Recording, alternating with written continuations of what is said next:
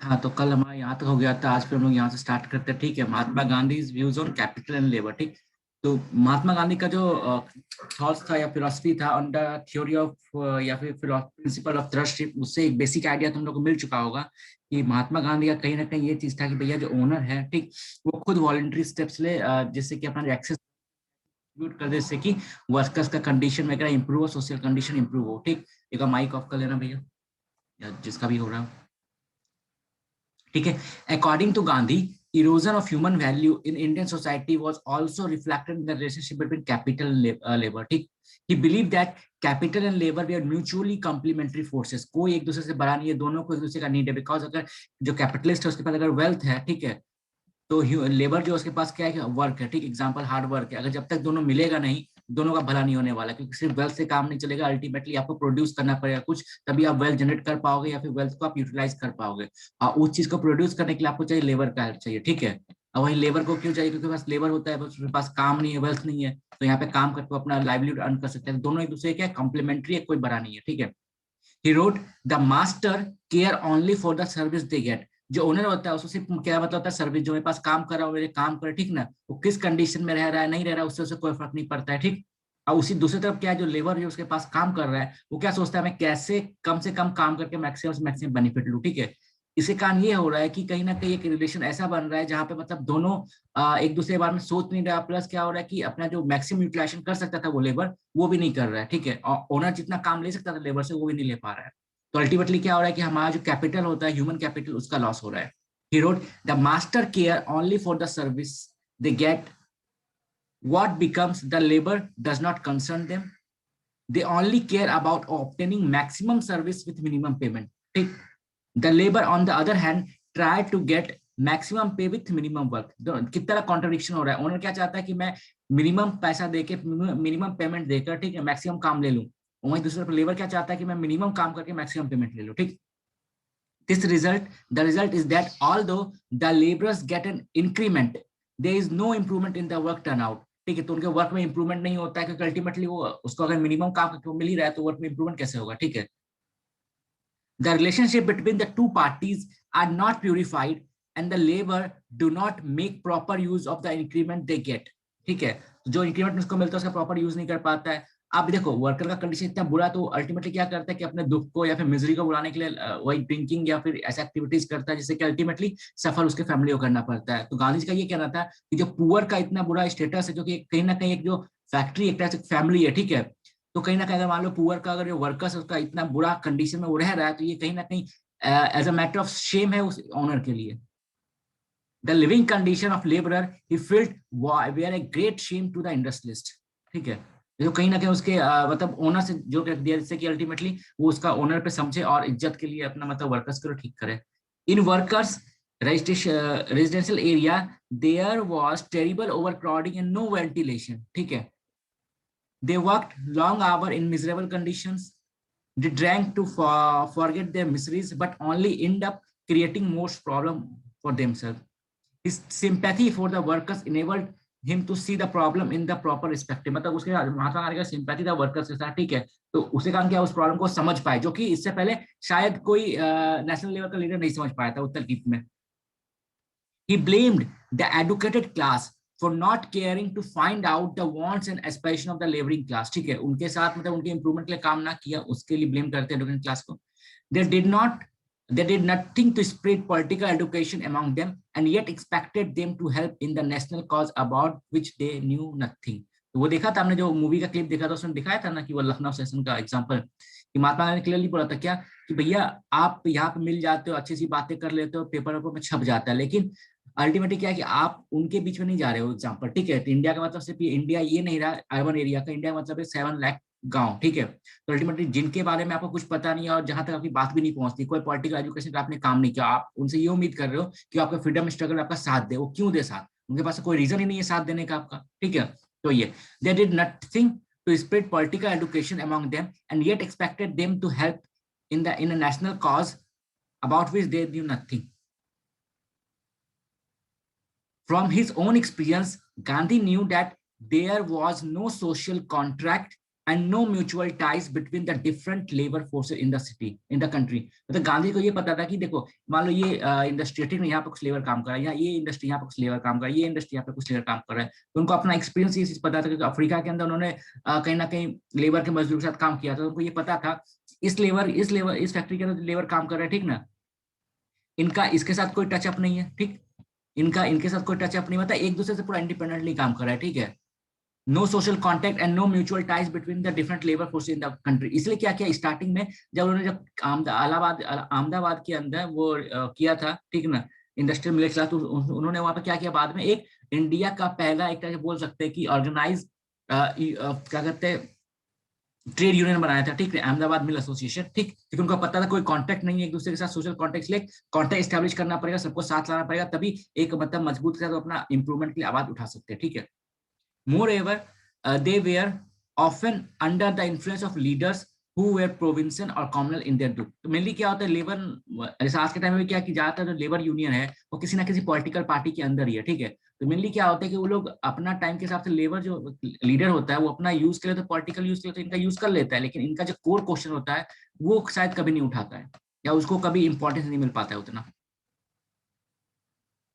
Gandhi was not looking for harmony, हाँ ठीक है, Gandhi was not only looking for harmony but also efficiency and work ethics. तो उनका मतलब ये नहीं था कि भैया इंडस्ट्रियल रिलेशन के अंदर या वर्कर और ओनर के अंदर, ठीक ना, हार्मनी तो होना चाहिए, पीस और हार्मनी होना चाहिए, लेकिन साथ में क्या होना चाहिए, इफिशिएंसी भी होना चाहिए वर्क में और वर्क एथिक्स भी होना चाहिए, ठीक है। He noted the existence of bonded labour in various part of the country. तो इंडिया का अलग पार्ट है बॉन्डेड लेबर था, वो भी उन्होंने नोटिस किया। क्लियर। तो अल्टीमेटली क्या है, गांधी जी के अकॉर्डिंग कैपिटल और लेबर का बीच में डिफरेंस कैसा होना, मतलब रिलेशन कैसा होना चाहिए कैपिटल और वर्कर के बीच में, एक पीसफुल हार्मनी टाइप रिलेशन होना चाहिए, ठीक, जिससे कि इफिशिएंसी ऑफ वर्क भी बढ़े और वर्क एथिक्स भी प्रमोट हो। Mahatma Gandhi view on decentralisation of the economy, ठीक, जिसको हम लोग कहते हैं क्या, एक तरह से इसलिए गांधी ने कहा था ना कि India lives in village. He wrote that the means of production of elementary necessities of remain in the control of the masses। उनका ये कहना था जो बेसिक नीड होता है लाइफ का ना, उसका प्रोडक्शन का जो कंट्रोल है लोगों के पास में होना चाहिए, ठीक। एग्जांपल मान लो कि नॉर्मल कपड़ा हो गया, उनका ये कहना था कि हर गांव को अपने आप में एक सेल्फ डिपेंडेंट बनाओ, जो आज के टाइम में बोले ना आत्मनिर्भर आत्मनिर्भर आत्मनिर्भर। तो उन्होंने उनका कॉन्सेप्ट ये था कि आत्मनिर्भर गाँव बने, ठीक है, अपना नीड्स को खुद ही पूरा कर पाए मैक्सिमम चीज को। जिसके कारण क्या हो कि अल्टीमेटली आपका एक तो एम्प्लॉयमेंट भी ना जाए, पॉवर्टी भी ना रहे, ठीक है, एम्प्लॉयमेंट भी जनरेट हो, पॉवर्टी भी कम हो, ये भी इकोनॉमिक मॉडल से बोल सकते हैं। Decentralisation of the production of essential commodities was the pillar of Gandhian economic philosophy, ठीक।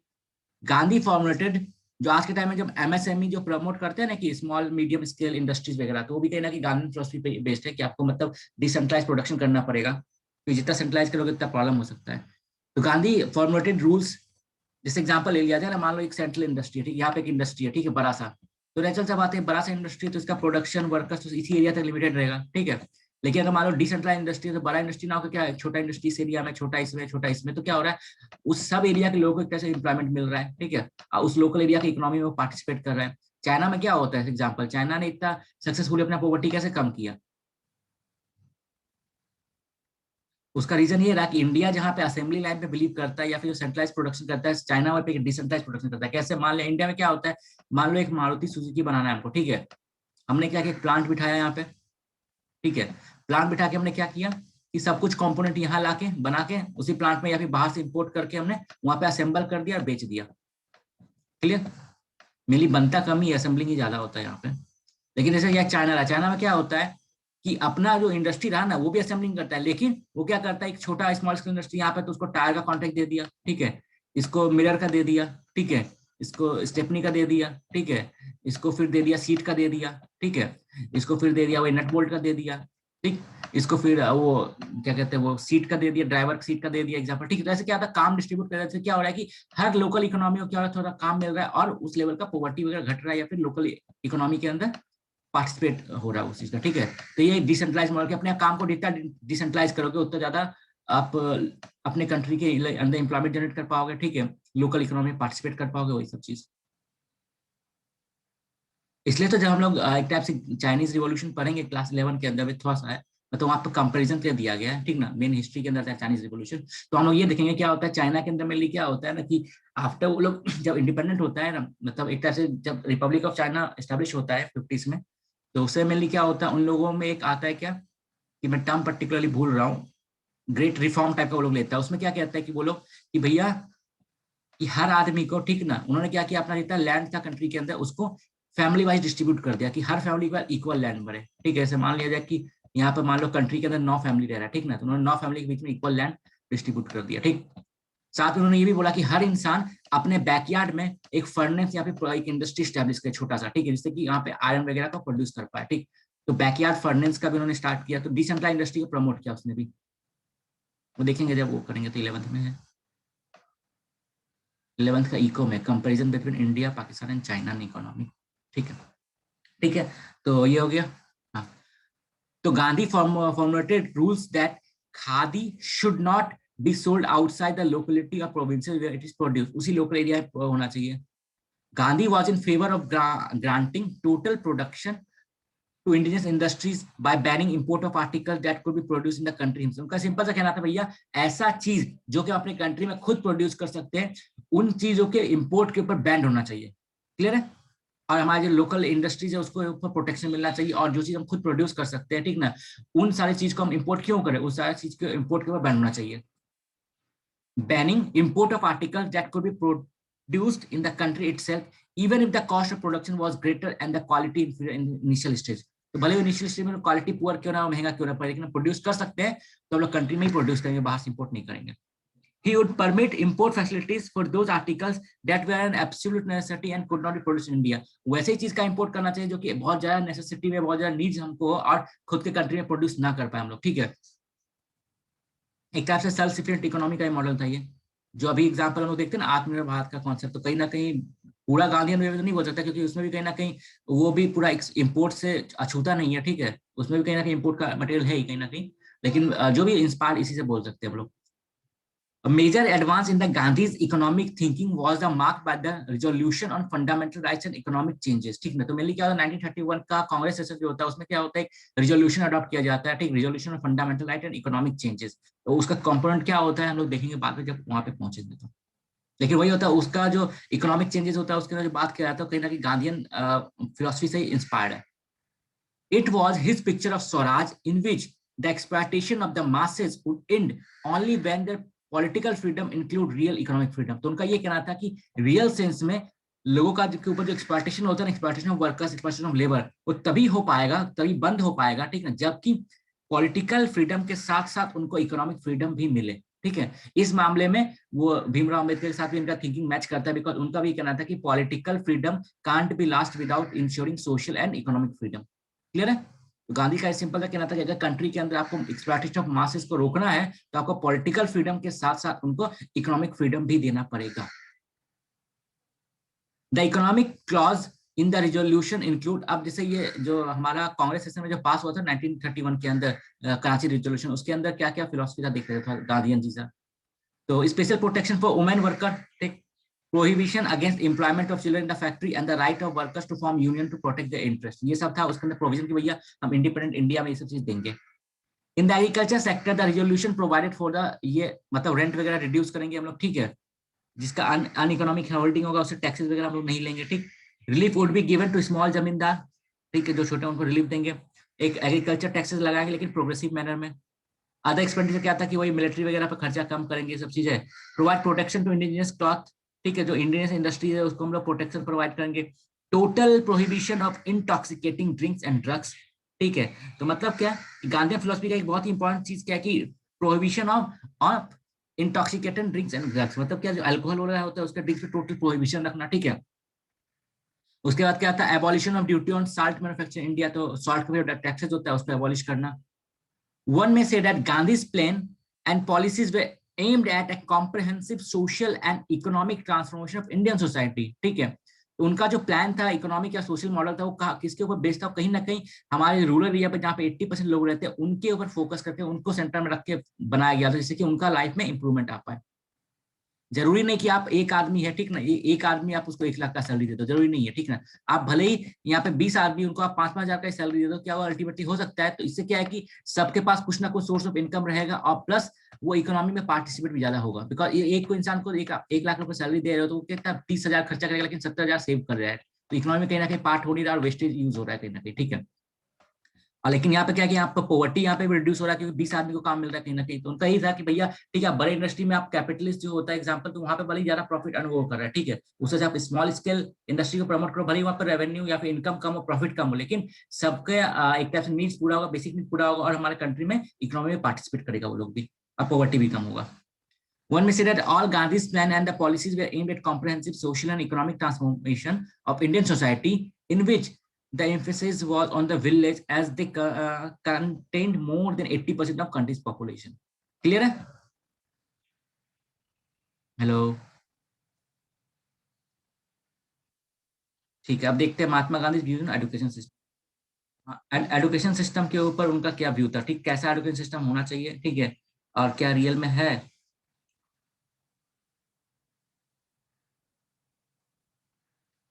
तो हमको ये देखना पड़ेगा।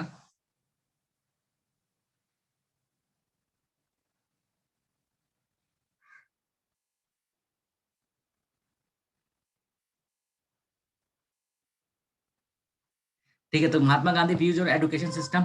इन Gandhi's opinion the education system instituted by the British in India function as a major instruction for consolidating their hold over the country. मतलब उनका clear बात था कि जो एजुकेशन सिस्टम ब्रिटिश ने स्टार्ट किया है, उसका एक ही पर्पस क्या था कि भैया इंडिया के ऊपर उनका पकड़ को मजबूत करना, ठीक है। ही believed that the ancient system of education दो नॉट वेरी इफिशिएंट, उनका ये मानना था जो हमारा इंडिया के अंदर जो एंशिएंट सिस्टम था ना एजुकेशन का, एंशिएंट इंडिया के अंदर, वो भले ही इफिशिएंट नहीं था, ठीक है, उसमें भी कमियां था, लेकिन it provided the foundation of learning to most people, लेकिन ज्यादातर लोगों को वो लर्निंग प्रोवाइड करवा रहा था, ठीक है। लेकिन ब्रिटिश एजुकेशन सिस्टम के अंदर क्या हुआ, कुछ हैंडफुल ऑफ पीपल, ठीक है, उनको ही सिर्फ एजुकेशन मिल रहा है जो अफोर्ड कर पा रहे। But with the coming of British administrative concern shifted to cities. अब देखो, हमने जब हिस्ट्री क्लास में पढ़ा था एक बार, ठीक ना, एजुकेशन के बारे में, तो हमने क्या डिस्कस किया था कि ब्रिटिश के आने के पहले का इंडिया में क्या हो रहा था, ये ब्रिटिश का आने का टाइमलाइन हो गया। उससे पहले क्या होता है, भले ही हमारा जो एजुकेशन सिस्टम था वर्ना बेस्ड था, ठीक है, तो वहां पे भले ही एग्जाम्पल की अनटचेबल्स को हो गया या फिर शूद्रास को हो गया, वुमेन्स को हो गया, एजुकेशन का राइट नहीं था, लेकिन तब भी क्या था, एजुकेशन इंस्टीट्यूशन था, ठीक है। आइए, आपका इंतजार था। हाँ हाँ, ठीक है, कोई बात नहीं। ठीक, अच्छा ठीक है। तो मेनली क्या हुआ कि देखो, पहले ही क्या था, ब्रिटिश आने के पहले क्या था, एजुकेशन सिस्टम हमारे इंडिया के अंदर भले ही वो वर्ना बेस्ड था, ठीक है, लेकिन तब भी क्या था, रूरल एरिया में जहाँ पे लोग रह रहा है वहीं पे एजुकेशन इंस्टीट्यूशन था। Is it clear? ठीक है। दूसरा बात क्या है, भले हम मान सकते हैं क्या कि एजुकेशन कहीं ना कहीं ऊपर का दो वर्ना तक ही लिमिटेड था, लेकिन तब भी अप्रोक्स मान सकते हैं कि सोसाइटी का 10% लोगों के पास एजुकेशन का फैसिलिटी होगा। क्लियर है? अब ब्रिटिश के आने के बाद क्या हुआ, ये जो गांव गांव में स्कूल था, अब क्या हुआ, ब्रिटिश ने क्या बोला कि भैया अगर आपको जॉब पाना है, गवर्नमेंट जॉब, तो अपना इस हम जो यूनिवर्सिटी खोल रहे, कॉलेज खोल, उससे डिग्री चाहिए आपको। तो मेनली क्या हुआ, इसके कारण क्या हुआ, लोग अब लोग क्या हुआ कि ये जो अब ब्रिटिश रह सिटी में रह रहा है, तो इसलिए क्या हुआ कि जो न्यू एजुकेशन का हब बना, क्या बना, सिटी बना। क्लियर है? पहले गांव था, सिटी बना। तो नेचुरल सा बात है कि अब गांव से हट गया तो लोग, गांव के लोग जो आके शहर में तो पढ़ेंगे नहीं, एग्जाम्पल सही बात है। तो गांव में क्या हुआ कि जो लोग ये स्कूल चलता था, कॉलेज चलता था गांव में, तो कहीं ना कहीं लोकल जमींदार या फिर जो लोकल पावरफुल ग्रुप है उसके सपोर्ट के साथ चलता था। लेकिन जब एक बार ब्रिटिश रूल आ गया, ठीक है, इनका ब्रिटिश इनका नेक्सस बन गया, तो कहीं ना कहीं जो लोकल लेवल पर जो एजुकेशन सिस्टम था या फिर जो स्कूल वगैरह था, उसके उसको सपोर्ट मिल रहा था, वो सपोर्ट उससे खो गया, ठीक है। तो नेचुरल सा बात है, अब नया ब्रिटिश का इंस्टीट्यूशन आया, तो वहां पे क्या है कि पहले कंपेयर में अब और कम लोगों को एजुकेशन यहाँ मिल रहा है। क्लियर है?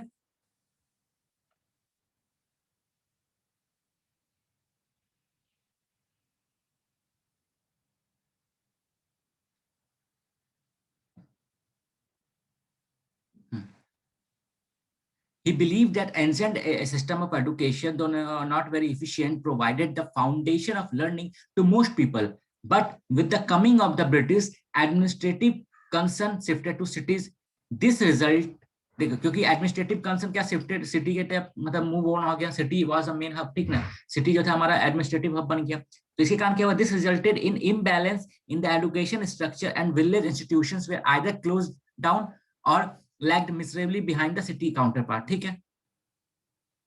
Education become almost non-existent in the villages, while the educated class of the cities drifted away from the problem of villages।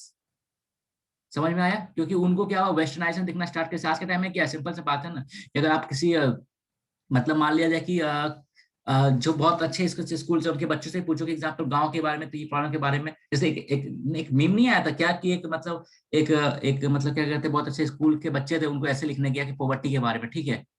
तो अब अच्छी बात है, जो स्कूल में बच्चे तो एक टाइप से हाई डोनेशन वाले, ठीक, तो उस बच्चे ने ये लिखा कि आई नो अ फैमिली, वो बहुत पुअर है, उनके पास एक ही एसी है, एक ही कार दो लोग अफोर्ड कर सकते हैं, ठीक ना, उसी वो साल में एक ही बार वेकेशन पे जाते हैं, the family is so poor, ठीक है, इस टाइप से था।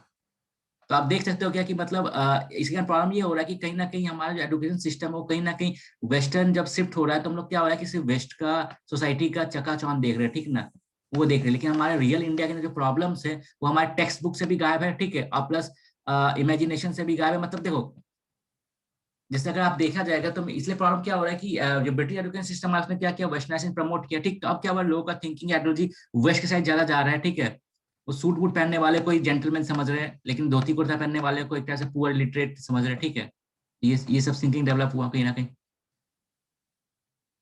इवन आज के टाइम में वो चीज हमको फेस करना पड़ता है। एग्जाम्पल 70s का मूवी देख लो एग्जाम्पल, तो क्या होता है कि उस 70s का मूवी देखोगे तो क्या होता है कि लाइक एग्जाम्पल हर मूवी के अंदर क्या होता है कि वही एक टाइप से, जैसे मनोज कुमार का ले लिया जाए, लेबर यूनियन रहेगा, एक पुअर है, वर्कर क्लास है, ठीक है ना, एक फैमिली है पुअर सा, फिर वो स्ट्रगल कर रहा है, तो इस टाइप से कहीं ना कहीं सोशल इश्यूज के अराउंड मूवी रहता था, ठीक है।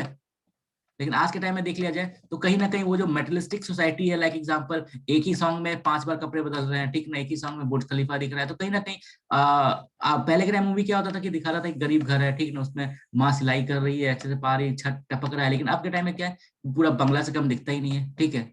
तो मेनली हाँ भैया, नहीं वो तो पहले भी आता था ना, मेरे पिया गए रंगून वहां से किया है टेलीफोन। हाँ भैया, हाँ ठीक है, जो भी हो। तो मेनली वही चीज, मेनली क्या हुआ कि जो रियल लाइफ प्रॉब्लम होता है ना, उससे कहीं ना कहीं हमारे एजुकेशन सिस्टम ने उसको ड्रिफ्ट कर दिया, ठीक है। तो गांधी जी का क्लियरली पता था, उस टाइम में उन्होंने उस चीज को सोच लिया था, थिंक कर लिया था, ठीक है, जिसका कहीं ना कहीं हमको मैग्नीफाई होकर प्रॉब्लम आज के टाइम में भी देखने को मिल रहा है, ठीक। तो तो educated education become almost non-existent in the village while the educated class of the cities drifted away from the problem of villages। तो अभी के टाइम में भी चीज देख सकते हैं क्या, जो एजुकेटेड क्लास है कहीं ना कहीं जो विलेज का प्रॉब्लम होता है उसे शिफ्ट हो गया, ठीक है। एग्जांपल, जैसे एग्जांपल क्या, आराम से खाते हम लोग क्या डिस्कस करते हैं, अरे ये फार्मर्स लोग फालतू में हड़ताल कर रहे हैं, ठीक है, ये सब चीज, ठीक है, जो भी चीज हुआ, तो अल्टीमेटली हम लोग एक्सेप्ट नहीं कर रहे कि भैया फार्मिंग के अंदर उनको प्रॉब्लम सहना पड़ रहा है, एग्जाम्पल, ठीक है, क्योंकि इतने इतने सालों के अंदर, 10 साल के अंदर कंपेयर किया जाए तो आप खुद देखो ना कि एग्जाम्पल कि जो इनपुट्स का कॉस्ट है, ठीक है ना, इनपुट का जो कॉस्ट लाइक डीजल हो गया, सीड्स हो गया, फर्टिलाइजर, उसका जो कॉस्ट है वो कितना इंक्रीज हुआ, और जो आपका एमएसपी मिलता है उन लोग को, या फिर जो मार्केट में आप अनाज खरीद के लाते हो उसका प्राइस में कितना इंक्रीज हुआ, ठीक है। तो आप ये पाओगे कि उनका जो है 6 से 7 गुना ज्यादा एग्जाम्पल वो इनपुट का कॉस्ट इंक्रीज हुआ, लेकिन मार्केट के अंदर गेहूं चावल आटा दाल उसका हार्डली डबल हुआ होगा पिछले 10 सालों में, ठीक है। जैसे आटा ही ले लिया जाए, तो अगर मान लिया जाए कि 10 रुपए, मतलब मान लो कि 12-13 रुपए था 10 साल पहले, तो अभी मान ली 25 मिल रहा है आपको, ठीक है, 25-30 मिल रहा है, ठीक है। तो मेनली क्या है, कॉस्ट ऑफ मार्केट में जो प्रोड्यूस कर रहा है फार्मर, उसका रेट तो भैया डबल ही हुआ है, डबल या ट्रिपल ही मान लिया जाए, कोई बात नहीं, ठीक है। लेकिन जो इनपुट वो यूज कर रहा है वो तो 6 से 7 गुना टाइम बढ़ गया। जैसे 7 साल का एग्जाम्पल ले लिया जाए ना, डीजल एग्जाम 60 था, ठीक है, अब वो 100 हो चुका है। लेकिन आज के टाइम में गेहूं चावल ले लिया जाए, गेहूं एग्जाम्पल आटा आप ले रहे थे, तो मान लो आपसे आज से 5-6 साल पहले आप मान लो कि 22 का ले रहे थे, ठीक ना, या फिर 25 का, या फिर 20 का ही मान लो, ठीक है। अब वो कितना हुआ है, मान लो आप 30 का ले रहे हो, ठीक। तो आपका क्या हुआ कि उस पर्टिकुलर चीज में कितना का यूज हुआ, और उसे भी फार्मर थे आटे मान लो, कितना हुआ अप्रोक्स 33% का इंक्रीज हुआ। लेकिन जो इनपुट फार्मर यूज कर रहा है उसमें कितना इंक्रीज हो गया, अप्रोक्स नहीं भी तो 30 हो गया, ये मोर देन 50%, मतलब या 60-70% अप्रोक्स यहाँ पे इंक्रीज हो गया इनपुट का कॉस्ट, ठीक है।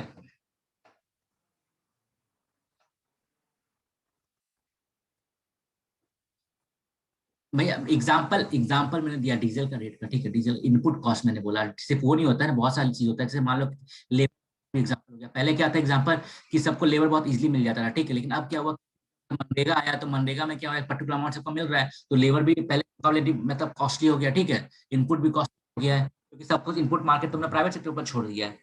सर जो भी चीज वो अलग बात है, तो मोटा मोटी यही बात हुआ कि एडुकेट गांधी जी का सिंपली ये उनको दिख रहा था कि भैया जो एडुकेटेड क्लास है ना, तो कहीं ना कहीं जो विलेज का जो रूट का प्रॉब्लम होता है ना, उससे कहीं हो गया, क्लियर है, इस बात में कोई डाउट नहीं है। इवन आज के टाइम में भी देख सकते हैं हम लोग, in Gandhi's view, a significant social dimension of the British system of education was that it tended to reduce the mental flexibility of those receiving it, ठीक है। तो उनका ये मेन मानना था कि कहीं ना कहीं जो मेंटल फ्लक्चुएशन या फिर जो सोचने का शक्ति होता है ना, वो कहीं ना कहीं खत्म कर रहा है हमारा ये ब्रिटिश एजुकेशन सिस्टम, वो रिड्यूस कर रहा है हमारा मेंटल को, वो मतलब जो सोचने की शक्ति है। They lost their imaginative and creative abilities, जो आज भी हम लोग ये चीज पॉइंट्स लिखते हैं कि हमारा एजुकेशन सिस्टम क्या है कि क्रिएटिविटी को या फिर जो क्वेश्चनिंग है उसको, इमेजिनेटिव है, क्रिएटिविटी को कहीं ना कहीं वो हैम्पर करता है, ऑब्स्ट्रक्ट करता है, वो प्रमोट नहीं करता है, ठीक है। They lost their imaginative and creative abilities in an attempt to master a foreign language and foreign culture, मतलब क्या फॉरेन लैंग्वेज और फॉरेन कल्चर सीखने के चक्कर में हम लोग क्या हो रहा है, कहीं ना कहीं हम अपना क्रिएटिविटी और अपना इमेजिनेटिव खो रहे हैं, ठीक है। Gandhi used the word denationalization for them and says that they were misled into thinking that everything indigenous was bad and all things British were superior to their own। तो मतलब क्या एजुकेशन सिस्टम अल्टीमेटली ये promote कर रहा है कि D industrialisation, मतलब क्या नेशनलिज्म को कम कर रहा है। एग्जांपल तो ये प्रमोट कर रहा है कि भैया इंडिया में जो भी चीज खराब है और बाहर का जो चीज सब कुछ अच्छा है, ठीक है। अब देखना एजुकेशन सिस्टम ने कैसे इंडियन वुमेन्स को इफेक्ट किया, ये बहुत ही डीपली का बात आएगा समझना इस चीज को, ये क्योंकि आज के टाइम में भी हम लोग कहीं ना कहीं ये चीज देखने को मिलता है, ठीक। सोशल डीनेशनलाइजेशन मतलब क्या हुआ कि नेशनलिज्म को प्रमोट करना लोगों के अंदर, ठीक है। नेशनलाइजेशन हो गया, अब क्या होता है नेशनलिज्म को रिड्यूस करना लोगों के अंदर से, तो डीनेशनलाइजेशन हो गया।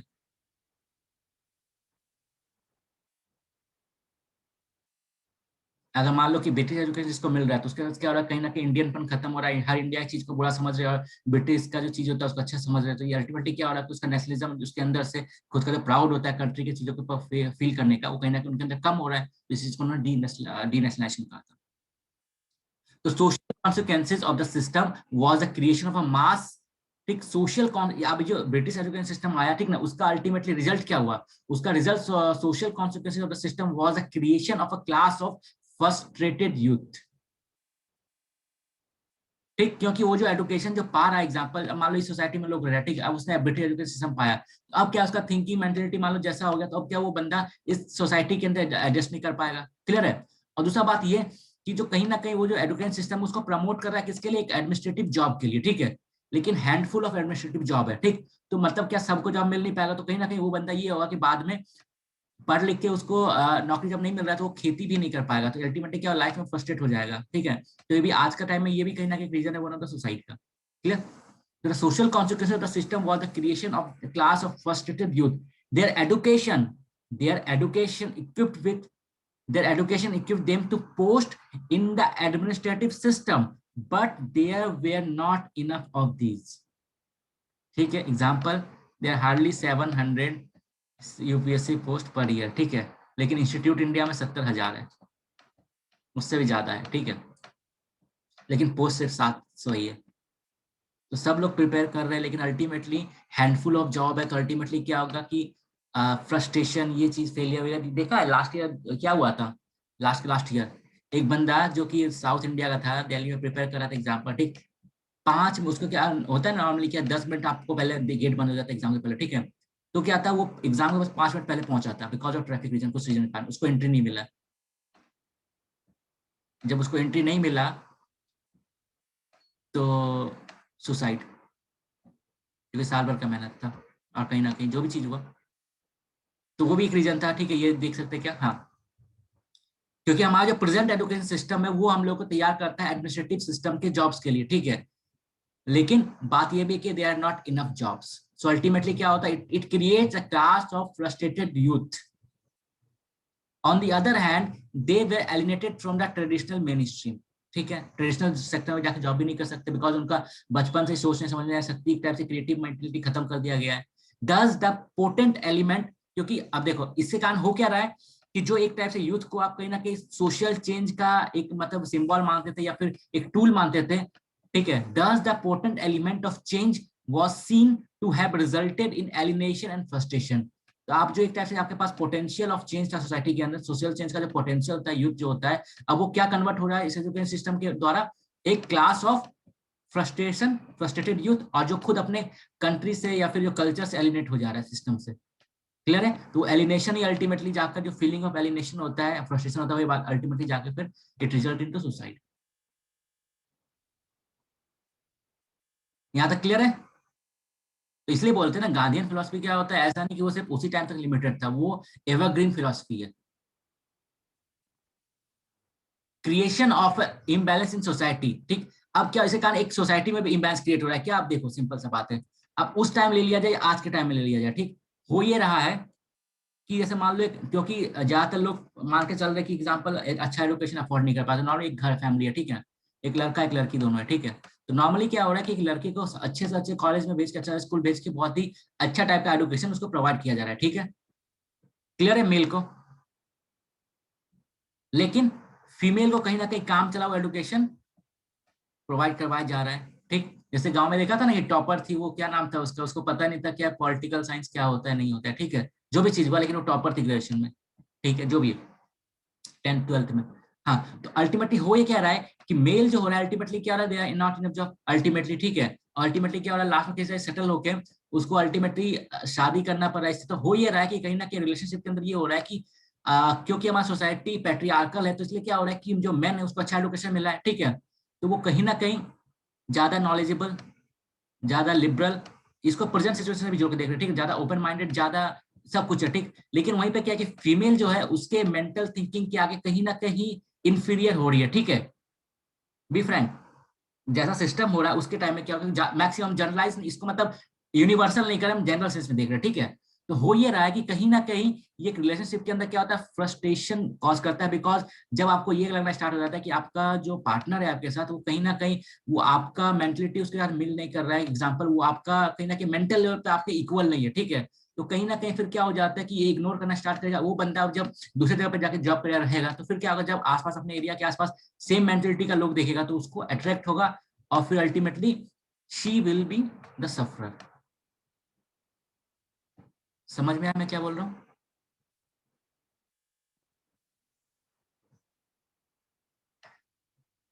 अरे भैया गांधी जी का ही आएगा, देखो ना यहाँ पे मैं पहले बता दे रहा हूँ। तो सिंपल सी बात है, जब जो मेंटलिटी आप मान लो कि हाई मेंटलिटी के हो, ठीक है ना, आप सब कुछ है, लेकिन सामने वाला पर्सन जरूरी नहीं कि उसी मेंटलिटी का हो, एग्जाम्पल, ठीक है, वो कहाँ से आया, क्या पढ़ा नहीं पढ़ा, सब कुछ डिपेंड करता है उसके ऊपर। जब उस मेंटलिटी का नहीं होगा तो सिंपल सी बात है, मेंटलिटी मैच नहीं करेगा। मेंटलिटी मैच नहीं करेगा तो फिर चाहे ये पर्सन हो चाहे ये पर्सन हो, ठीक है, तो हर इंसान वहीं पे फील गुड करता है जहाँ पे उसको मेंटलिटी मैच करे, ठीक है। अब क्योंकि अब हर हर बंदा तो यूपीएससी एस्पिरेंट होता नहीं है, ठीक है, तो उसको जल्दी अपना मेंटलिटी वाला इंसान कहाँ मिलेगा, तो नेचुरल सा बात है। और ये जो नॉर्मल पीपल हो गया उसके तो भीड़ है ऐसा लगा हुआ मेंटलिटी वाला, तो नॉर्मल सा बात है कि वो कहीं पर और फील गुड करेगा। मैं गांधी जी का बात कर रहा हूँ भैया, घूमने की चीज देखो आगे लाइन में आएगा। क्रिएशन ऑफ, हाँ, creation of imbalance in society, this was result, creation of imbalance in society, this was between suppose, and वही है कि मतलब पत्नी और between the two sexes of the upper and middle classes. अब हो क्या रहा है, while the girls and wives of the class were left uneducated, ठीक, तो मेजोरिटी ऑफ गर्ल्स या जो वाइफ्स होती है वो अनएडुकेटेड होती है, या फिर जो काम चलाओ एडुकेशन होता है, ठीक है। The men often receive western education which made them feel closer to the ruling class, तो कहीं ना कहीं अपने आप को कहीं ना कहीं जो रूलिंग क्लास के आस मतलब पास महसूस करता है, कैसे मॉडर्न फील करता है, ठीक ना। वो कहीं ना कहीं वो क्या चाहता है कि भौतिकवादी हो जाता है, एग्जाम्पल कि हमको लाइफ में ऐसा लाइफ स्टाइल चाहिए जो मूवी में दिखा रहा है, इस टाइप का चीज चाहिए हमको, ठीक है, अर्न करना है, लेकिन जब वो नहीं मिल पाता अल्टीमेटली फ्रस्ट्रेट हो जाता है, ठीक। गांधी रिसीव्ड मेनी लेटर, अब ये चीज देखना, while the girls and the wives of this class were left uneducated, the men often received western education which made them feel closer to the ruling class. Gandhi received many letters from young men who felt that they were uncomfortable with the uneducated wife. क्योंकि normal सा बात है, ये कहीं ना कहीं जो wife जिसको एडुकेशन नहीं मिला, एग्जाम्पल पार्टनर, ठीक है, अन एडुकेशन नहीं मिला या फिर काम से एडुकेशन मिला, तो कहीं ना कहीं वो होता है मॉडर्न थिंकिंग या फिर जो ओपन माइंडेड या फिर जो चीजों को समझ नहीं पाएगा, ठीक है। जो एग्जाम्पल जो जिसको अच्छा एडुकेशन मिल रहा है, ठीक है, वो एग्जाम्पल क्या है, उसको सब कुछ समझ में आ रहा है, सब कुछ वो उसका थिंकिंग लेवल ही अलग होगा, ठीक है। तो मेंटलिटी यहाँ मैच नहीं करा, जब मेंटलिटी मैच नहीं करेगा तो एक तरह से खाली वो बिकॉज क्योंकि सोसाइटी के एक्सेप्टेबल है मैरिज, तो खाली नाम के लिए मैरिज को चलाना पड़ेगा, लेकिन अंदर खाने में उसमें कुछ नहीं रहेगा, क्योंकि मेंटल वो आ जाएगा तो खाली आपको काम चला के मतलब एक टाइप से शो ऑफ करना पड़ता है। अच्छा जो भी हो, तो गांधी ने ये बोला कि उन्होंने बहुत सारा लेटर मतलब उनको रिसीव हुआ जिसमें उन्होंने क्लियरली लिखा है कि Gandhi receive many letters from young man who field they were uncomfortable with their uneducated wives. Some young men solved the problem by clearly, अब देखो प्रॉब्लम क्या हो रहा है, देखो इस चीज को, अब क्या देखो, रिलेशनशिप के अंदर कहीं ना कहीं वुमेन इंफीरियर हो रही because of lack of education and literacy, men because of superior. तो अल्टीमेटली हो क्या रहा है भैया, अब क्योंकि सोसाइटी ने शादी करवा दिया है, ठीक है, अल्टीमेटली क्या, क्योंकि मेंटलिटी मैच नहीं कर रहा है, तो वो जो एक होता है ना कि लाइक एग्जांपल के अंदर एक रिलेशनशिप को के अंदर क्या होता है, इंसान क्या चाहता है mainly, mental satisfaction, emotional satisfaction और फिजिकल सेटिस्फेक्शन, ठीक। अब मेंटलिटी मैच हो नहीं रहा है तो मेंटल सेटिस्फेक्शन गायब, इमोशनल मैच हो नहीं रहा है तो इमोशनल सेटिस्फेक्शन गायब। तो जब मेंटल और इमोशनल सेटिस्फेक्शन गायब है तो अल्टीमेटली हो ये रहा है कि कहीं ना कहीं आ, अपने वाइफ को या फिर अपने पार्टनर को एक टाइप से as a use of physical satisfaction के लिए यूज किया जा रहा है, एज अ सेक्सुअल ऑब्जेक्ट, ठीक। ये नेक्स्ट लाइन में लिखा हुआ है, ठीक है, ये चीज समझ में आया, क्योंकि देखो 3 नीड होता है, 2 नीड तो पूरा हो नहीं रहा है क्योंकि लैक ऑफ मतलब डिफरेंस इन मेंटेलिटी। और ये भी रीजन था जिसके कारण कि कहीं ना कहीं जो हमारा मतलब प्रोस्टिट्यूशन का वो चीज होता है वो प्रमोट हुआ है, जो भी चीज हो। तो हाँ, तो some young man solve the problem by cruelly turning their wife out of their house, या तो घर से उन्होंने बाहर निकाल दिया, या फिर while others use them as sexual objects without sharing their intellectual life with them. या इवन आज के टाइम में भी हम लोग देखते हैं, ठीक है। Thus, the education had created fissure and tension in the social structure without offering a new value system. समझ में आया? हेलो,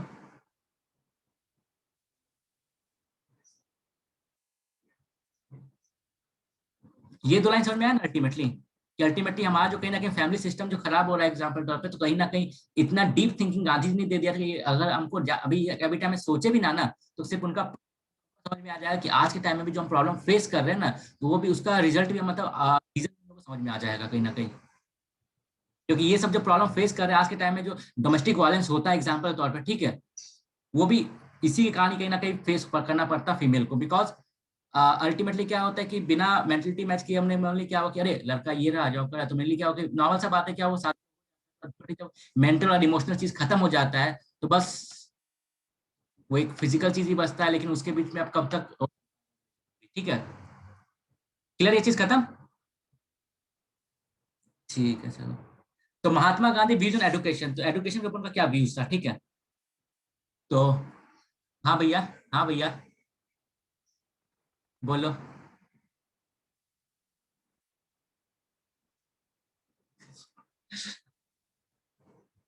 हाँ भैया, जरूर, ठीक है। तो Mahatma Gandhi views on education and instrument of social change, ठीक है, उनका ये मानना था कि देखो उसने देख लिया कि वेस्टर्न एजुकेशन में ये प्रॉब्लम था, उसका रिजल्ट के कारण हमारी सोसाइटी के अंदर ये सारा चीज प्रॉब्लम हो रहा है, ठीक है।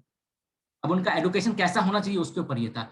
Gandhi set up school through voluntary effort, उनका ये मानना था, देखो अभी का जो एजुकेशन मॉडल है ना, उसमें क्या है कि ऐसा कभी टाइम नहीं आया कि आपको क्या है कि देखो आज के टाइम में क्या होता है, एजुकेशन का बजट क्या होता है, गवर्नमेंट को देना पड़ता है या फिर प्राइवेट सेक्टर अपना लगाता है। तो गांधी जी का मॉडल क्या था, स्कूल जो बने वो अपने आप में सेल्फ डिपेंडेंट हो, अपना फाइनेंशियल नीड्स को लेकर, ठीक है, कैसे हो होना ये ऐसे हो कि पहला चीज तो क्या है कि सोसाइटी के लोग डोनेशन करें ना करें उससे फर्क नहीं पड़ता, लेकिन क्या है कि स्कूल है, ठीक है ना।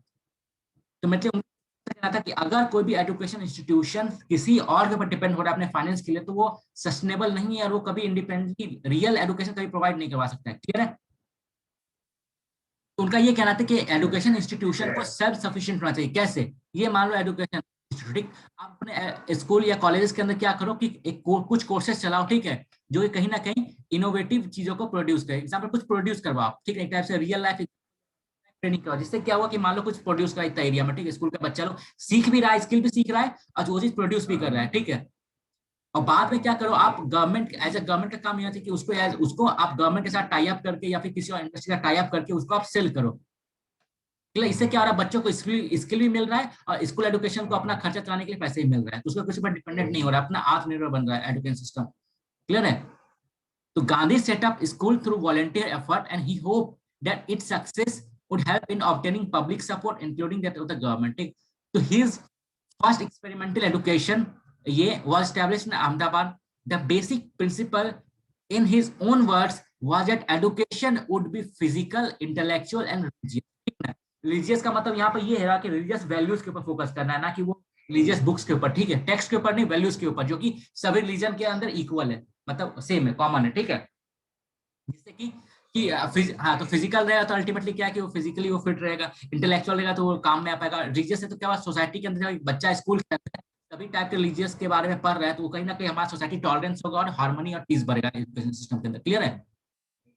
By physical education, he means that there would be training in agriculture and weaving, carpentry, smithy, drill और सिविल डिफेंस, इन सब का ट्रेनिंग दिया जाएगा फिजिकल एजुकेशन के अंदर, ठीक है। जैसे कि एग्जांपल, कारपेंट्री कुछ बना रहा है तो बाहर बिक सकता है, बाहर बिक सकता है, तो स्कूल को सब पैसा मिल जाएगा, ठीक है। एग्रीकल्चर से कुछ मान लो कर रहा है तो बाहर से पैसा मिल जाएगा उसको थोड़ा सा, ठीक है। तो इन सब चीजों से बाहर से पैसा अर्निंग बच्चे को ट्रेनिंग मिल जाएगा, ठीक है, कि आगे चल के, क्योंकि ये सब काम उसको सोसाइटी में जाकर करना है, ठीक है। Also includes some basic instruction on how to maintain body health, body कैसे फिट रखा जाए वो भी पता। इंटेलेक्चुअल ट्रेनिंग का मतलब क्या था कि मतलब स्टडी ऑफ इंटेलेक्चुअल लैंग्वेज का स्टडी करेगा, ठीक है। ये उसके बाद जैसे क्या, गुजराती हो गया, मराठी हो गया, हिंदी हो गया, ठीक है, उर्दू हो गया, तमिल हो गया, ये सब ऑप्शनल था एग्जाम्पल, ठीक। तो इंग्लिश जो है एग्जाम्पल क्या है कि स्टार्टिंग में पढ़ाया नहीं जाएगा, बाद में उतना इंग्लिश सिखाया जाएगा इतना काम चला हो सके, बिकॉज अल्टीमेटली इंग्लिश मतलब क्योंकि लार्ज पॉपुलेशन हमारा इंडिया में मतलब हमारा इंडिजियस लैंग्वेज यूज कर रहा है, तो वो पहले आना चाहिए। इंग्लिश भी सीखना जरूरी है, लेकिन प्रायोरिटी हमारा क्या है, पहले खुद का लैंग्वेज सीखे, ठीक है। तो मैथमेटिक्स का, हिस्ट्री का, ज्योग्राफी का ये भी एलिमेंट होना चाहिए, ठीक है। एस्ट्रोनॉमी, केमिस्ट्री सब भी होना चाहिए, मतलब क्या कि सब्जेक्ट भी होना चाहिए, ठीक है। उसके बाद इंग्लिश एजुकेशन भी होना चाहिए, और कहीं ना कहीं आपका जो साइंटिफिक एजुकेशन होता है वो भी होना चाहिए, ठीक है। तो ये सब मिक्सअप था रिगार्डिंग। हाँ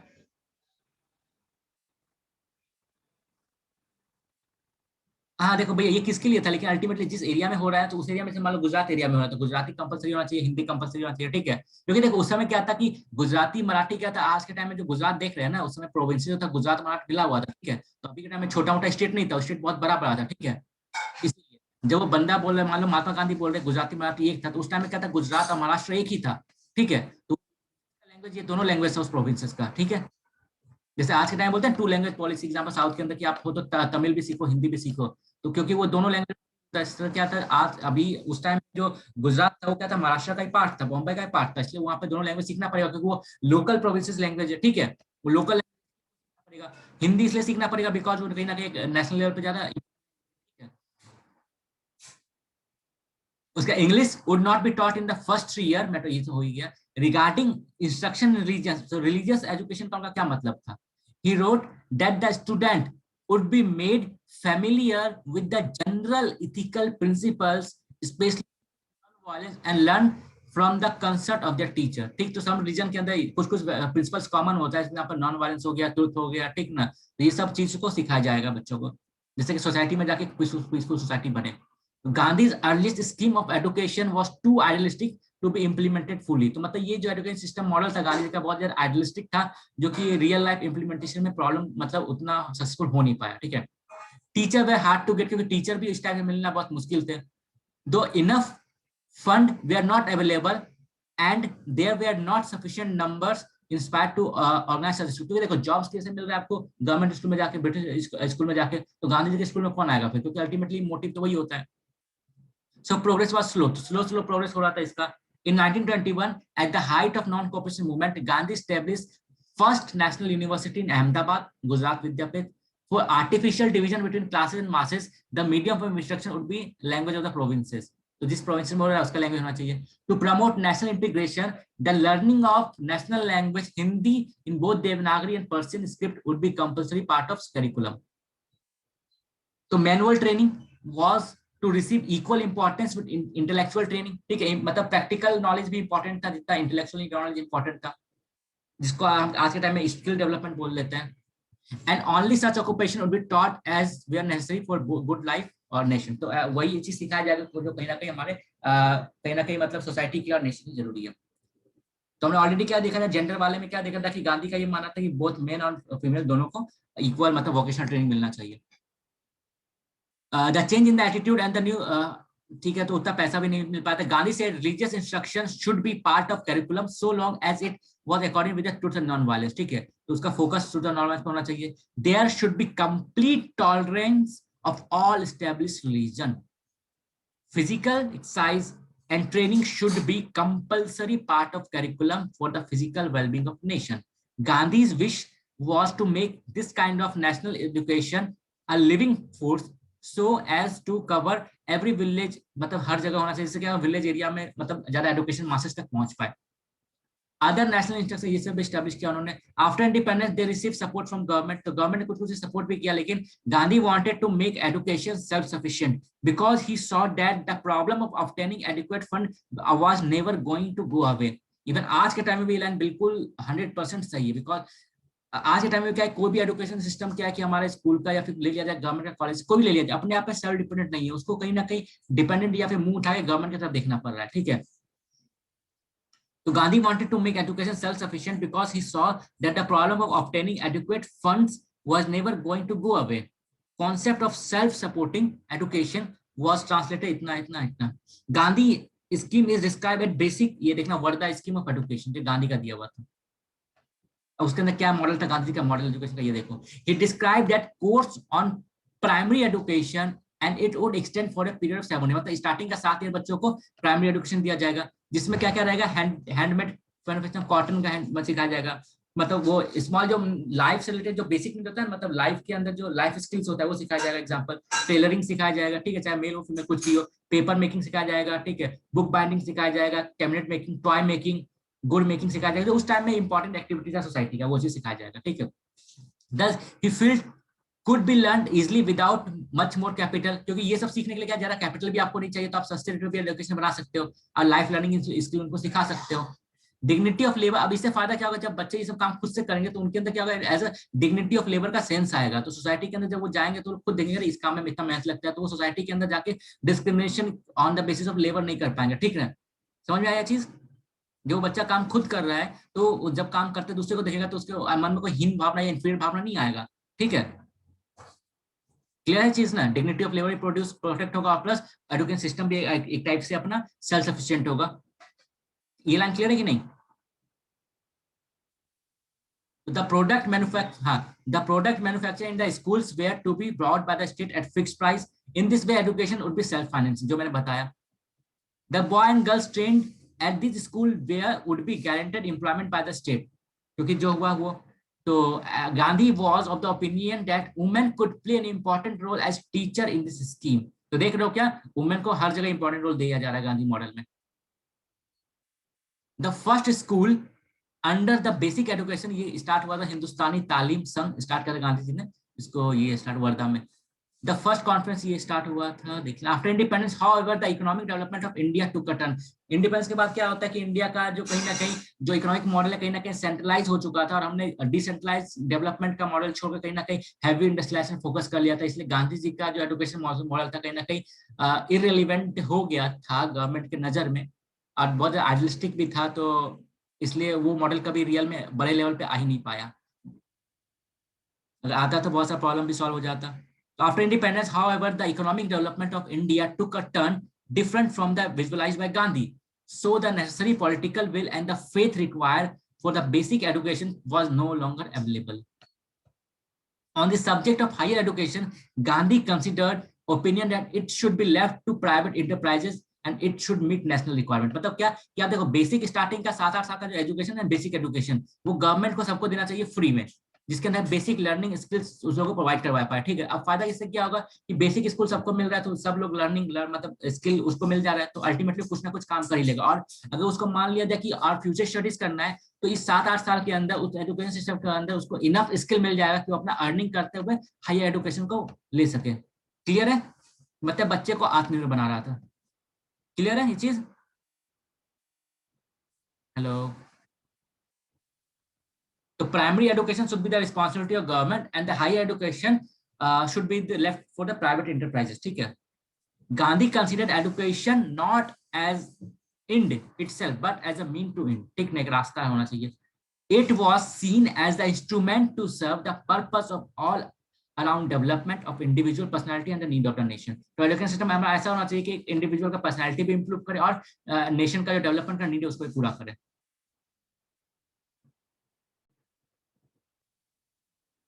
गांधी जी का rural development model. For Gandhi, the state of villages in India was a true index of the state of the country।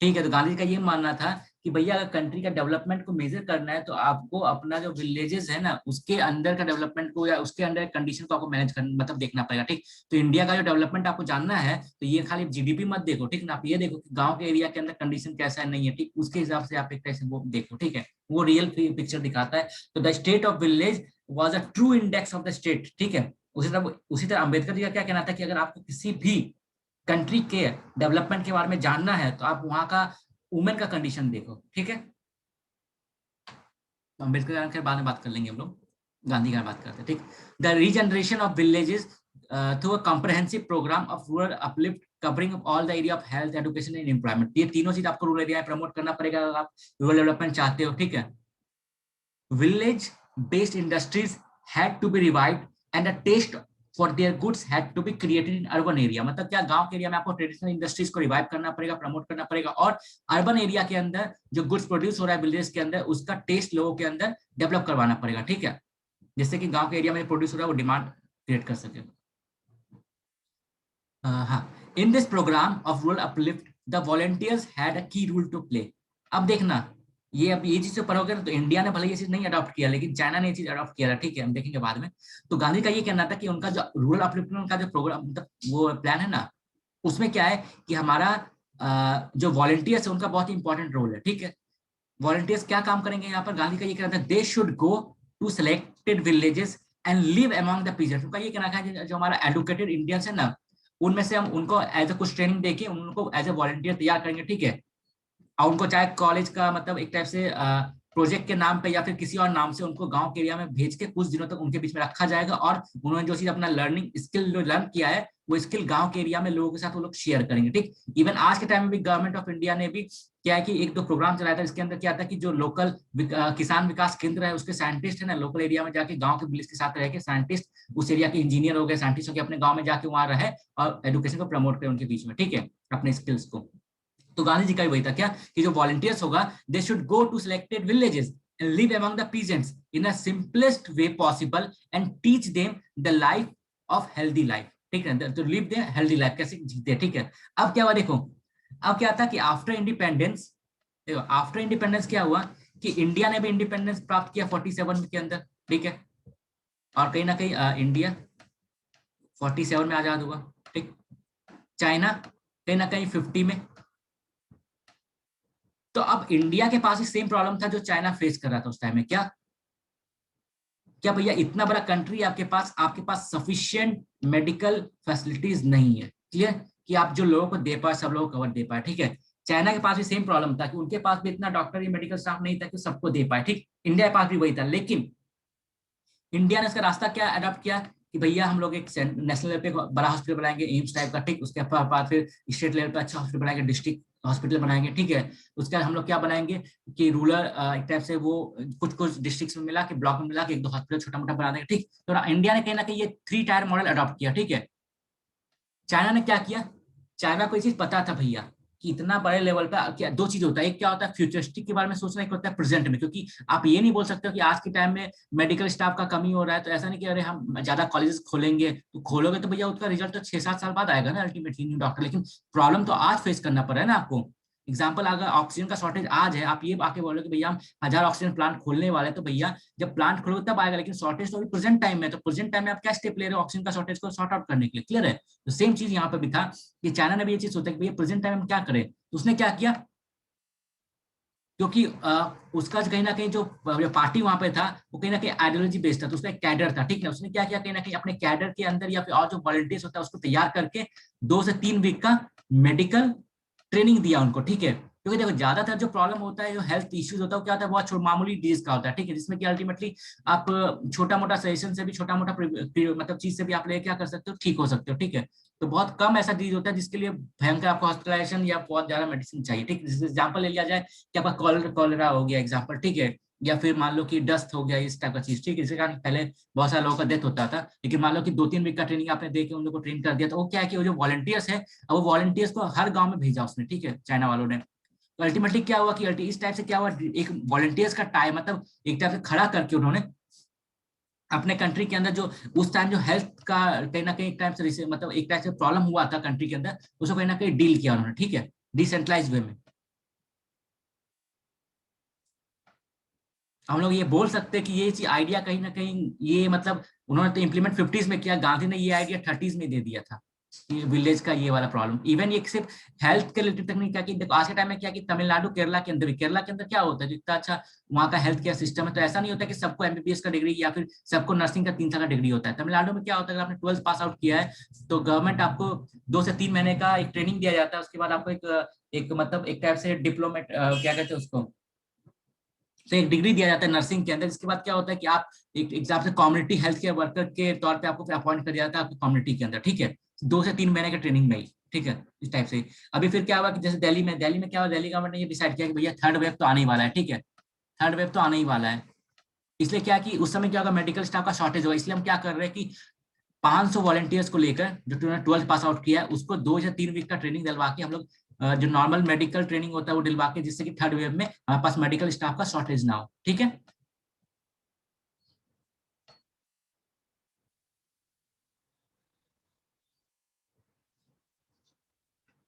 मतलब जो बेसिक नीड होता है, मतलब जैसे नॉर्मली होम आइसोलेशन में उनका यूज किया जा सकता है, ठीक है, नॉर्मली चीज में, ठीक है, उस टाइप की चीजें। क्योंकि देखो डॉक्टर का लिमिटेशन इतना नहीं होता है, उनको भी कहीं ना कहीं डॉक्टर्स, आप देखो एक नॉर्मल इंसान हुआ उसको मेडिकल सजेशन जाना चाहिए। डॉक्टर्स को क्या होता है, जब बहुत एक्सट्रीम या फिर बहुत बड़ा डिजीज हो जाए या फिर बहुत सिचुएशन वो हो जाए तब उसको चाहिए एग्जाम्पल, ठीक है।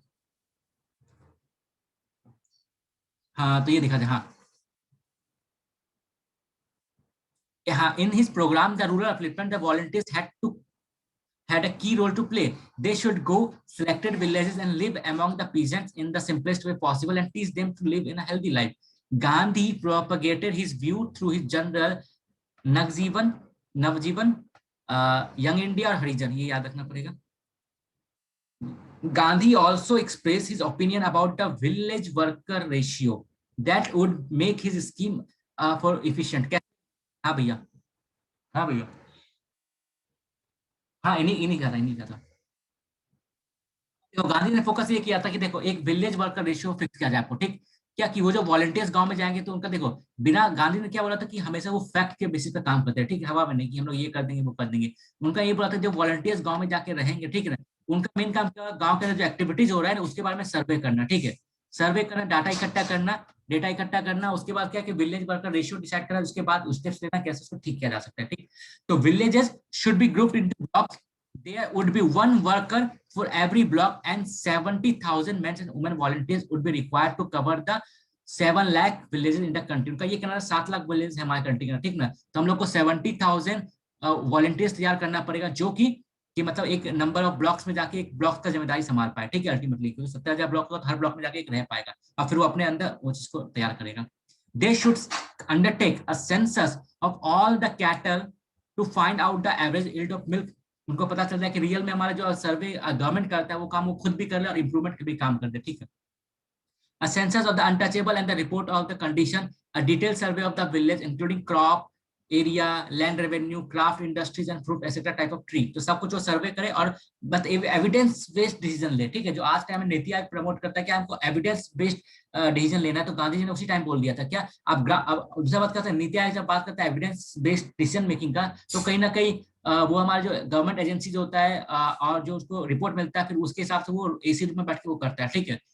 अब गवर्नमेंट एजेंसी कैसे सेंसस करता है, रिपोर्ट इकट्ठा करता है, वो क्लास 12 के अंदर जो लोगों को प्रोजेक्ट मिलता है वो कैसे घर में बैठे प्रोजेक्ट करता है, सबको आइडिया, ठीक है। तो जो भी हो, तो गांधी जी ने क्या रियल एग्जांपल बोला कि भैया आप गांव के लिए वॉलंटियर जाएगा वहीं रहेगा, वहां पर रह के सेंसस वो करेगा।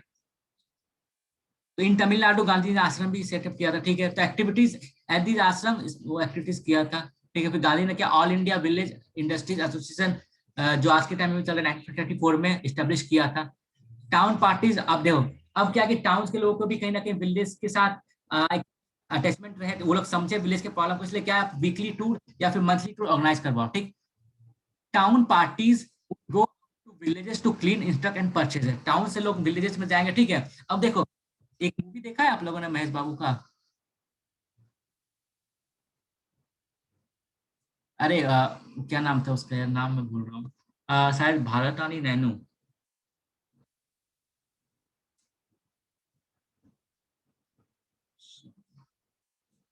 एक सेकेंड रुको।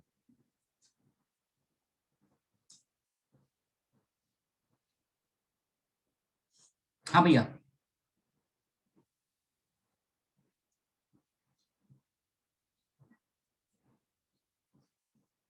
अभी और बचा है, हाँ।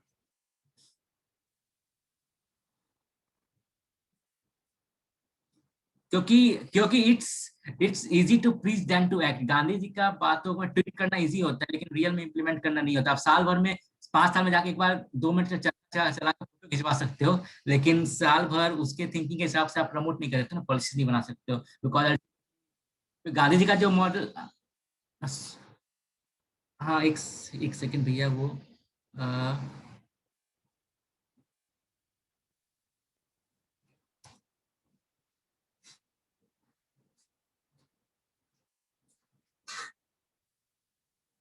हाँ ये रहा। एक सेकंड, तो थोड़ा सा ये भी हो जाएगा, एंटरटेनमेंट भी हो जाएगा आप लोगों का।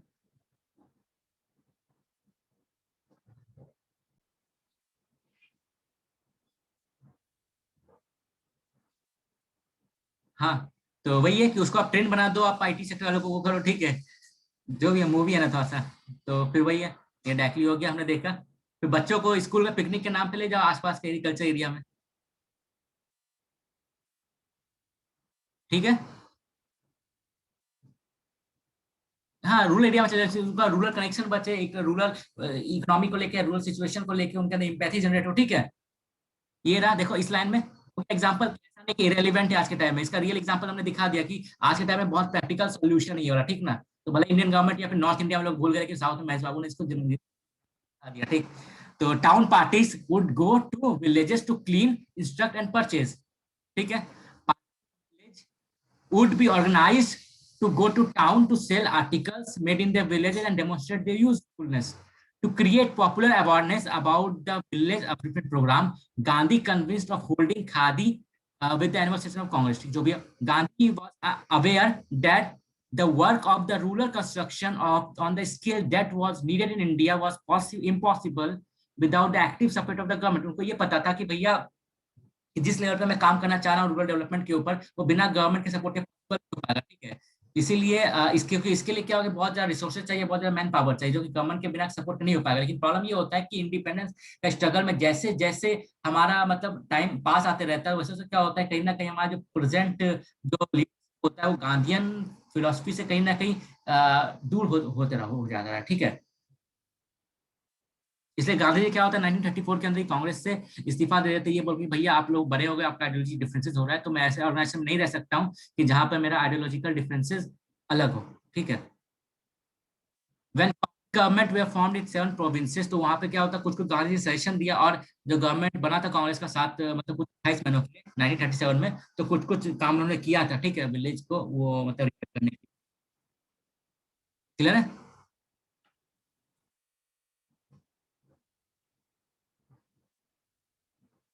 हम लोग क्या बात कर रहे हैं कि ये बात है, गांधी फिलोसफी को समझ रहे हैं, ठीक ना, क्या इंक्लूड किया नहीं किया वो पॉलिटिकल में जब पढ़ेंगे तो वहाँ पे हम डीपीएस में देख लेंगे, ठीक है, आराम से, कोई दिक्कत नहीं है। तो अब यहाँ तक क्लियर है। अब आता है कि गांधी जी का मैरिज के ऊपर और वर्णा सिस्टम के ऊपर क्या कॉन्सेप्ट है, ठीक। गांधी जी का मैरिज के ऊपर वर्णा सिस्टम के ऊपर क्या मतलब होता है, देखो। On the subject of interreligious and intercaste marriage, Gandhi's view underwent radical evolution from one another. Starting में क्या होता है कि मान लो गांधी जी का थिंकिंग इंटरकास्ट मैरिज और वर्ण सिस्टम को लेके यहाँ पे था, इस छोर में था, ठीक ना। तो बाद में आगे चल के क्या होता है, क्योंकि प्रैग्मेटिक थे गांधी जी, कोई मतलब ऐसा नहीं कि पत्थर की लकीर टाइम को चेंज नहीं होना हम ही सही है, ऐसा नहीं। वो सिचुएशन को देख के, एग्जाम्पल प्रैग्मेटिक सिचुएशन को देख के अपने थिंकिंग में चेंजेस भी लाते थे, माहौल को देख के, ठीक ना। तो बाद में क्या होता है कि उनका थिंकिंग के अंदर चेंज आता है, बाद में क्या होता है, इस छोर से उस छोर पे पहुंच जाते हैं, ठीक ना, डायरेक्टली ब्लैक टू व्हाइट पहुंच जाते हैं वो, ठीक है। अभी देखेंगे हम लोग किधर से किधर गए, ठीक ना। लेकिन क्या, एक छोर से दूसरे छोर पूरा अपोजिट, ठीक ना, पूरा अपोजिट पे पहुंच जाते। Till 1920s he regarded varna intercaste marriage और इंटरकास्ट और इंटररिलीजियस मैरिज को 1920s तक ही regarded such marriage against dharma and he found several practical objection to such union. ठीक है, मतलब क्या 1920 तक वो मानते थे कि भैया इंटरकास्ट मैरिज और इंटरकास्ट मतलब इंटररिलीजियस मैरिज जो होता है और इंटरकास्ट मैरिज जो होता है वो क्या है, हमारे धर्म के अगेंस्ट में है। ठीक है, और बहुत सारा ऑब्जेक्टिव भी इसके ऊपर होता हो सकता है। ठीक है, but by later 1930s he had a very different opinion, लेकिन उनका ओपिनियन 1930 तक चेंज हो जाता है, क्योंकि बैकग्राउंड साउंड एक बार बंद करना भैया। हाँ, तो मेनली क्या होता है 1920 से क्या होता है, वो इंडिया में ज्यादा आए नहीं होते, नए नए इंडिया में आए होते हैं। ठीक है, तो लेकिन इंडिया में रहना स्टार्ट करते तो वो देखते सिचुएशन को देखते फिर चेंजेस आता है। तो क्या होता है 1920s तक जहाँ वो ये मानते कि इंटरकास्ट मैरिज और इंटर रिलीजियस मैरिज नहीं होना चाहिए, ठीक, 1930 तक आते आते उनका थिंकिंग चेंज होता है। ही rights that caste should not be consideration in marriage, what was important for both partner was the sense of belonging to the same nation। ठीक है, तो मतलब क्या कि उनको ये कहने समझ में आ गया था जो कास्ट और जो रिलीजन का जो इशू है ना, तो ये कहीं ना कहीं रिलीजन को यूनिटी से जोड़ता है। इसलिए उन्होंने ये बोला था कि जहां एक टाइम उनका ये थिंकिंग ये था कि इंटर कास्ट और इंटर रिलीजन मैरिज जो है कहीं ना कहीं वो धर्म के अगेंस्ट में है, तो उन्होंने 1930s के आते हैं तो उनका थिंकिंग चेंज होता है और ये बोलते हैं कि कास्ट जो होता है वो मैरिज के टाइम में कंसिडर नहीं करना चाहिए। इंपॉर्टेंट ये चीज होता है कि दोनों जो पार्टनर होता है उनके अंदर सेंस ऑफ बिलोंगिंगनेस कितना है, एक दूसरे को लेके मतलब समर्पण कितना है, ठीक ना, अपने कंट्री को लेके एक दूसरे को लेके वो चीज। ठीक, ये क्या था 1930 तक उनका ये ओपिनियन था। ठीक है, 1940 तक आते हैं तो उनका ओपिनियन और चेंज होता है। In early 1940s he went further and saw no moral objection to even inter religion marriage as long as each party was free to observe his own religion. ठीक ना, तो मतलब क्या कि जब तक इंटर उन्होंने क्या उनका थिंकिंग और चेंज होता है 1940 तक आते आते, और ये मानते कि भैया इंटरकास्ट मैरिज तो छोड़ो, इंटरकास्ट मैरिज में तो वो लोग एग्री हो गए थे 1930 की कोई प्रॉब्लम नहीं, लेकिन इंटर रिलीजियस मैरिज में भी उन्होंने ये बोला था कि इसमें भी कोई मॉरल ऑब्जेक्शन नहीं है तब तक कि अगर मान लो दो पार्टनर है, दोनों अलग अलग रीजन का है, वो शादी कर रहा है, तो इसमें कोई मॉरल ऑब्जेक्शन नहीं है जब तक कि दोनों अपना अपना रीजन को इंडिविजुअली फॉलो कर रहा है। ठीक है, क्लियर है। तो मतलब आज के टाइम में जो ये लेके इतना कॉन्फ्लिक्ट हो रहा है, तो अल्टीमेटली वो भी कहीं ना कहीं गांधी फिलोसफी के अगेंस्ट बनाता है, क्योंकि गांधी जी ने का थिंकिंग ये रहा कि भैया कोई प्रॉब्लम नहीं है, there are no moral objection to even inter religious marriage as long as each party was free to observe his own and अपना अपना रीजन को ऑब्जर्व कर सकता है, कोई दिक्कत नहीं तब तक। ऐसा नहीं कि मतलब कोई इंसान अपने बर्थडे में गया अपोजिट मतलब एक दूसरे रीजन के बर्थडे में गया, लड़के को पुलिस उठा लिया लव जिहाद बोल के, इस टाइप का चीज नहीं, ठीक ना। In 1940s, he began advocating interprovincial and intercommunal marriages among the educated people। उन्होंने प्रमोट भी किया इस चीज को, क्योंकि देखो सिंपल सा बात है ना कि अगर मान लो कि ये बंदा है अपने ग्रुप में शादी कर, ये बंदा अपने ग्रुप में शादी कर, ये बंदा अपने ग्रुप में शादी कर रहा है, तो भैया ग्रुपिंग तो हमारे इंडिया के अंदर खत्म कहाँ से हो, तो बढ़ती रहेगा ना, कहाँ नेशनल यूनिटी आएगा।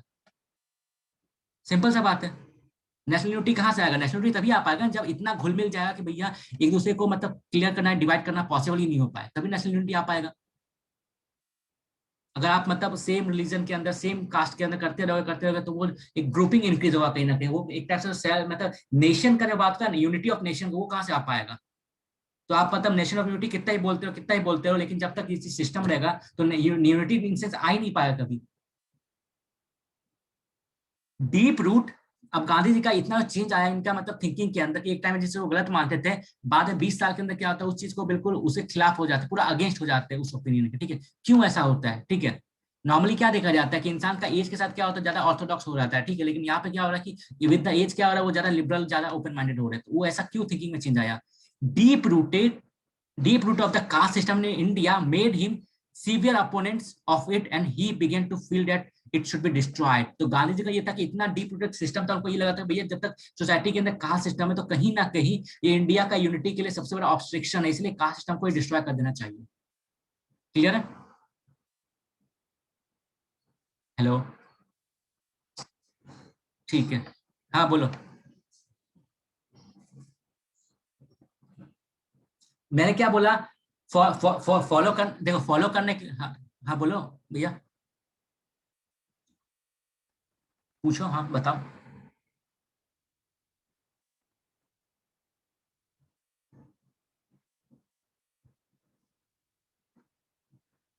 भैया देखो, बात बात ये होता है ना कि छोटा टारगेट पहले, नहीं छोटा टारगेट पहले, ठीक है।